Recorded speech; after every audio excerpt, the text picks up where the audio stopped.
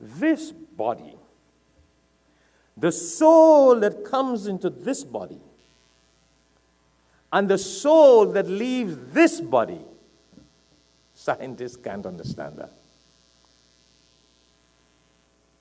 Follow that? And scientists won't be able to understand that, because that's a knowledge that is only in the hands of Allah. The knowledge of life and death. What am I saying? The knowledge of life and death, Allah subhanahu wa ta'ala has given human beings the ability to study many things in the world. But the knowledge of life, how life is created, that is in the hands of Allah. When the soul leaves the body, that is in the hands of Allah. Like we were saying last night, and I was reminding the brothers and sisters, and I want to remind myself and you because it's still fresh in my mind.